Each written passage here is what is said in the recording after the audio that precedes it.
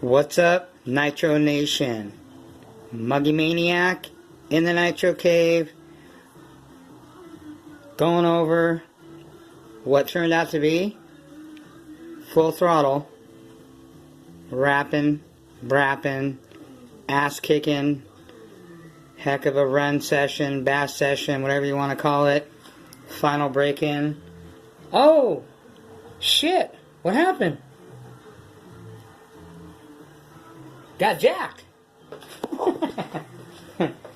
That's how the Muggy Maniac rolls, man. I take my shit out. Suggestion, after you're done bashing, we'll get into my review of what I think about the modified reds. Modified by RB. Soon as I'm done running, the first thing I do, man, is I pull the two things that you see missing here. Tank, motor. Why is that? Because that's what just ran a bunch of fuel through it, and when you let the shit set, it will turn into moisture, and that is no bueno. Moisture is enemy of motors. So anyway, the reds performed as planned. This motor, modded by RB, is a nasty little beast. Now, I ran this motor stock, okay, just so you guys know, and it was pretty mean stock. I mean, as a stock, for if you want to spend 300 something, 400 bucks on one of these, go right ahead. I wouldn't say it's worth it, but I wouldn't say it's not worth it. And what do I mean by that? Well, if you have the money, definitely.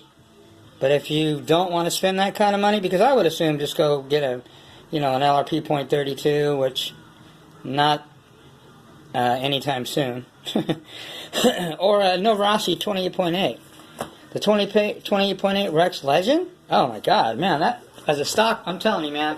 I don't know how many times I'm going to tell you guys. If you want right now, especially with all what's going on with the LRP right now, if you want a badass next level, and next level doesn't mean, modded from the, let's just say from the level you're at. Say you're a newbie, or you're a guy that's been running pull starts and rotor starts and tired of that shit, and you're like, man, I would like a decent motor at a decent price that is easy to tune, it's easy to maintain, and it'll last me a while and I'll have fun with. There it is right there. That's my stock one, by the way. I have actually two stock ones. I have another one in the box. Matter of fact, I think I'm going to buy another one. People are like, oh, how many Rex Legend 28.8s can you have? My answer to that would be not enough. Especially after what's going on with the LRPs right now. Yeah, that motor you will never have problems with. Italian made, Novarossi, 8-port, 28.8. Maybe not as big as the LRP. Okay, but big isn't always better, as we're finding out. It's quality, people, man. That motor, I've taken them apart. Quality of those, even though, some people say Novarossi isn't up with, state-of-the-art, up-to-date technology. It doesn't matter. That thing could be 5 years old and it will still outlast any LRP, period. So that motor, you don't have to get a carburetor for it. You don't have to do anything to it. You could leave it stock if you want, although in the modified, I don't know yet because I haven't ran one yet. And when I run it, then I will let you know that, hey, it's great stock, but when you modify it, holy sheep shit. Whole different ball game, people. And from what I've seen of them modified, I'm sure they are, and they're going to be. And this little gem right here is going to be broken in the Mugen. In the Muggy. The Muggy is on deck, saying, put me in, coach. I'm suited, booted, ready for duty. So I think I'm going to fire this up tomorrow. Like I said, I got the rest until after Christmas off from work. And man, I'm loving it. I'm living the dream. I eat, sleep, breathe, shit nitro. Literally. This is my room. My room is my nitro cave. There's my little bachelor tree. That's where I sleep. I get up in the morning and I'm like, holy shit, nitro, yes. I go to bed, Holy shit, nitro. I mean, I got nitro in my veins. I mean, if you cut me, probably Byron's 30% would run out. I don't know about all that, but anyway, so, you know, yeah, if you want a badass motor, you know, get one of these babies stock. I mean, even stock, it's a fat ass. It's a badass killer motor, man. You know, great for a newbie, man, because it's very easy to tune, stays in tune, easy to break in. You don't have to do any altering to it. It's great quality, man. Best probably out there. You know what Rick told me when I said, well, how do we avoid all this LRP, the LRP .32 problem? You know what Rick at R&B told me? He said, stick with Novarossi. That's coming from the man that modifies my motors and lots of people and has over 10 years experience of modifying motors and probably modded and built every one you can think of. He said, and I quote, unquote, Rick from R&B said, you want to, how do you fix or how do you deal with the LRP problem? Well, you stick with Novarossi. That's what he said, man. So anyway, you know, I didn't make that up. That's what he said. You can ask him.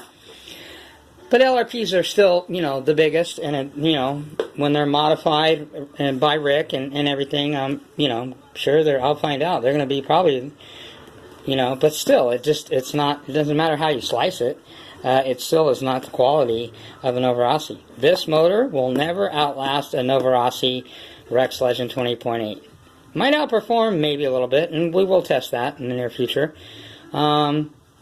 But never outlast. Don't get that twisted, people. This will never outlast this company, ever. So, you know, you didn't probably hear it here first. I'm sure a lot of people will tell you. Okay? This motor right here will outlast this motor any day. So, it is what it is. I mean, it's great motor, LRP, once they fix the problems, or, you know, like I said, just get it modified. Raja 111, don't even touch that motor, man. If you got a gallon or less to it, modify it. If not, then you're on your own. And I would suggest, if you know what you're doing, I mean, polish those ports out, man. It's the only way that what I would do. If I'm not going to mod it, I'd polish the ports out and run it after that. But without polishing those ports and really smoothing them out, I wouldn't run that thing anymore. You're going to risk something happening. You got away with it this long. So, and I'm fortunate that I was able to break in my LRP .32 and run it a little bit without it blowing up, because it easily could have shook a shit on me. So, and I would have been pissed. Like, you know, I would have been on the next flight out to LRP corporate, representing the Nitro Nation, saying, what the fuck, LRP? Get your shit right, man. Whoever's doing your deburring of the ports, fucking fire that dude, man. That guy doesn't know what the fuck he's doing. Excuse my language. Muggy Maniac's getting all fired up. Because I've done fabricating, and I've done deburring and all that shit. So that's why when I looked at it, I was like, wow, man, that's some shitty work. So anyway, enough is enough on LRP. We know what's up with that. So as soon as you're done running your shit, this is what I do. You do what you want. But this is what the Muggy Maniac does. He pulls the shit out, like it is here. Before I even touch the spark plug to put any after run fluid in here, I have it out right now. But I clean it.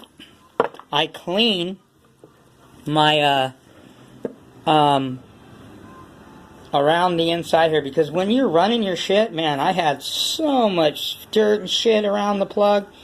If you take that plug out with that being clean first and air it out, that shit fall in your motor, yeah, you're gonna fuck your motor up. You know, so do not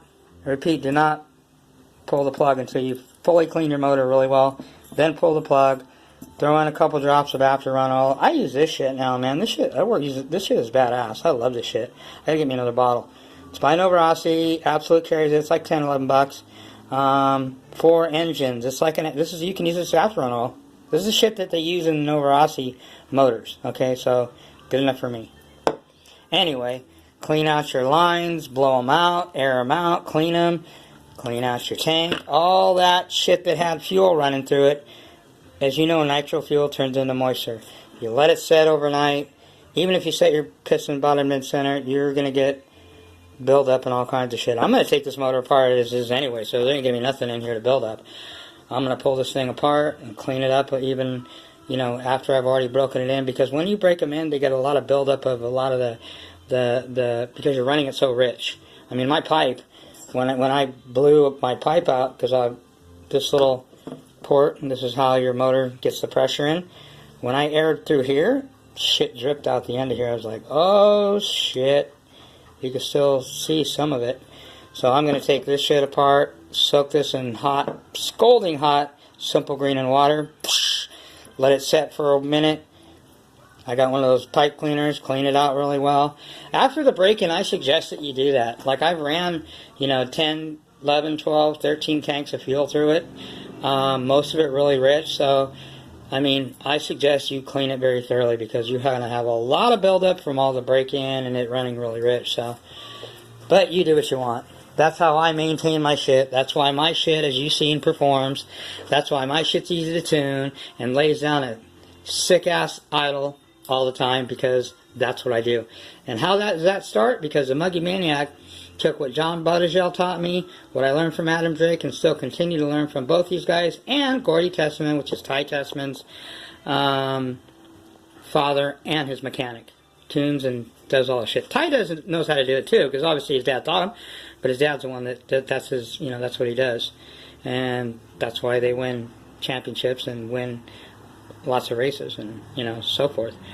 And that's why Adam's a legend. And that's why John Buttigieg is the man as far as YouTube, because he knows his shit, he knows what he's doing. So I took all three of them, mixed them all up, and BAM! This is what I got. I preheat 4 times the heat cycle, run it on you know, me on platform, since I'm thinking about investing in one of those headies. But anyway, run it at an idle, 4 tanks, 5 tanks maybe.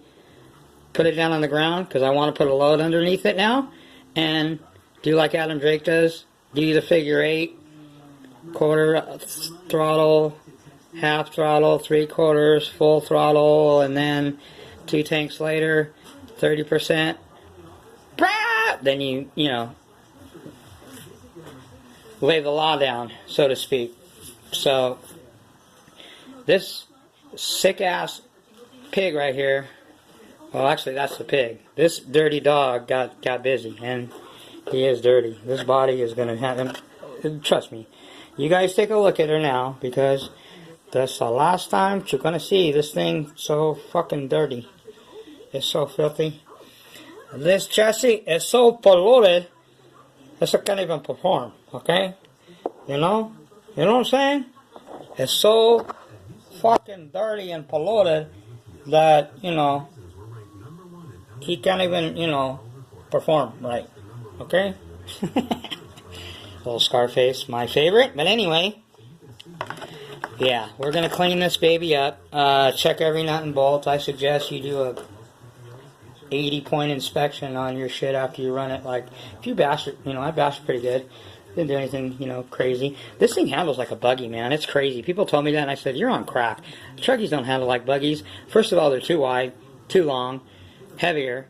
How can they whip around like a buggy? This Techno NT 48.3 whips like a buggy. You can whip this thing around. Wow, wow, all over the place. You know, you can get sideways and point it and just nail it, and it just, I love this thing, man. I hope that my Mugen performs as good or better even than the Techno, because I'm a Mugen guy, obviously, because I got a buggy already. This is my second Mugen, but I can't wait. This Mugen is slowly but surely taking our time, getting her all built up, which brings me to, I got home after my bath session, everything went good, Muggy Maniac's all stoked out, Reds by R&B, shout out to Rick, awesome work, Rick, thank you very much, and many more to come. Many more business to come your way. Can't wait to break in the R&B Pico 7-port on the Mugen. And first, before that, we're going to break in the Novarasa 28.8. Because I'm curious, too, of this. Because I already ran, and I already know. And I'm going to be able to really gauge what modifying a 28.8 does. Because I have one stock, and I ran about 2 gallons through a stock 28.8. So this is my first modded Novarasa 28.8 by Rick, R&B. So I can't wait, and, you know, how fitting. This is the vehicle that first got my first quality motor, which is my stock 28.8 you see over there on the shelf. Okay, that was my first motor. Actually, there's my first motor, that one. This one right here, which has a nice souvenir to the side of it. I blew that fucking thing up. That came in the XTM Mammoth, Muggy there. This one came, these all came in a lot, except for the Rex. All 4 of these. I got $45, man. Killer deal. This one is these two are Hyper 21s, 8 ports. This one here, just has a crank in it. That's it. It needs a back plate, it needs a sleeve, it needs a piston and a rod, and a carburetor, and it'll be good to go. This one here, when I got it, had no back plate and no carburetor. So that Kyosho carburetor you guys see me run on the LRP, that fit. That came, I put that on here, it ran on here. That's why I know a lot about that carburetor. I got a back plate for it. It had some turbo rotor bullshit. I threw that shit away. Put a back plate on it, and this little thing was my first .21 little screaming bitch. And she still has tons of pinch and can still scream. Now, when I graduated from you know, those motors, this was my first quality big motor. Rex Legend 28.8, no Rossi. Okay, it's got a 2-gallon Surrey. Still good to go. And it was, I put it in this Muggy, my XTM. So how fitting, but to break, and I broke it in here too. So how fitting, classic, to break in the modified 20. So it's like the Muggy's it's like a reunion for the Muggy and the Nova Rossi. You know, we got the Muggy and the Nova Rossi back together again, but the Nova Rossi is next level, and the Muggy's got, you know, a $200 transmission in it. You know, you guys seen, I showed it plenty of times. I mean, that's all aircraft 7075 billet aluminum anodized diff tower and brake plate with bearings and steel gears. That piece right there, that center piece, cost me $200 to build, and it wasn't easy to find. So we're going to put it to the test with the R&B modified 28.8. It's gonna rip on this thing, so I can't wait. Hopefully it doesn't blow out anything on the XTM, because this XTM isn't, you know, the quality of a Techno or a Mugen by far. But it's a good. I mean, I built it around the 28.8 stock though, so we'll see. But anyway, Mugen is just sitting on deck after the break-in of the Rex. Then the next break-in will be the Pico. Last but not least, Pico .28 7-port. So that one will be broken in, and then after that motor's pulled out, it'll go in one of these two things, to either my Techno or my MBX7T. And then the Reds home is going to be permanently in here. Modified .21 Reds by R&B in the Mugen. Any questions? Nope. None there over here because it whipped this freaking truggy around like nothing. So I can imagine what it's going to do in the Mugen. It's going to wreak havoc. The Mugen and the Reds are going to have good times. So yeah, clean all your fuel line out, clean your tank, do what I said to your motor, piston bottom dead center. Do not pull the spark plug out until you clean your motor really well, or you risk shit falling inside of your motor and fucking your motor up. So silicone the hell out of it. I marinate my shit, you know, in silicone pretty much. So got some goodies real quick before I go. I got to get back to some wrenching. I got a lot of shit to do on the Mugen MBX 7T. By the way, we are center diffs, 120K, good to go. This thing had a lot of rust and corrosion in the diff cups too. Now look at the diff cups. Can you see in there? Polished, man. I shined my shit and cleaned it well. Yeah, cleaned everything else up. The front end, pillow balls, arms, top and lower arms right there. These are really beat up. The uprights that hold the pillow balls. I mean, you can see, look at this. This guy must have ran this shit into some post or something or whatever. Anyway, I got brand new these, so I'm really not even going to put this together because even though I cleaned it and put it back together, I got these coming brand new upper arms. The bottom arms are brand new, already replaced them. I got brand new rear arms that came with it, putting those on. I got these brand new, going to put those on. We're going to put the chassis brace on, the aluminum one. I got a front one by the coming also. By the way, here is the rear one, by a company called, I already opened it.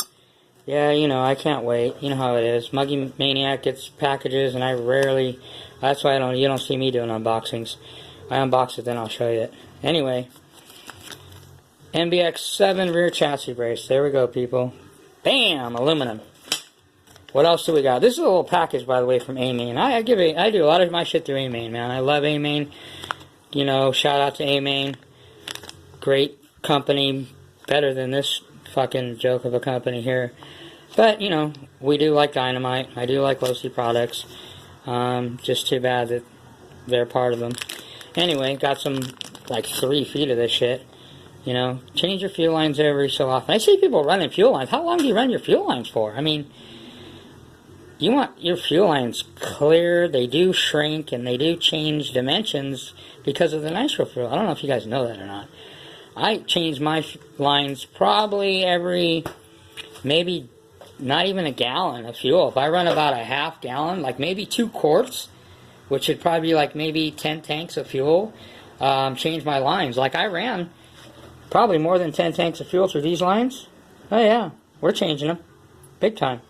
You know, I mean, nothing's wrong with them, but you can clean them up really well, but they get soft. You know, it's just the nitro fuel fucks with all that shit, so. What else do we got? Oh, we got this. Snaps. This is what I've been waiting for. Damn Pico, man. Give you a decent motor, and they can't even give you a fucking turbo plug with it, huh? So I gotta spend another $10 to get the plug. Anyway, this is the plug. PIC 6TH medium. That's going in there so we can get that thing fired up soon. And last but not least, check this out. Bam! But this wasn't from A-Main. So don't go looking at A-Main. I forgot this came from a private vendor. Brand new Pico. It is called the Pico Focus EFRA 2120. This thing is lighter than shit, but it's strong, man. You can feel the thickness. This thing's like tank. Like, if you want to bash, the only thing I wish it had one of these braces, but this thing is, you know, it's not no weak-ass shit. This is 70-75 machined aluminum. I can just feel the thickness of it, but it's light. Yeah. So where do you think this is going to go? I wonder. Pico pipe. Oh, snaps. Why don't we put it on a Pico motor? Hello? And Mr. John Bodegel, by the way, za. That's for John. Here, John, since you love pipes. Za. You got one of these, John? Za. I don't think so. You wish you had one of these, Mr. Bodegel, Mr. Za. Here it is. Too bad you don't have one. Just kidding. John has fucking tons of pipes. I'd trade him. I'd probably. I don't have a 99.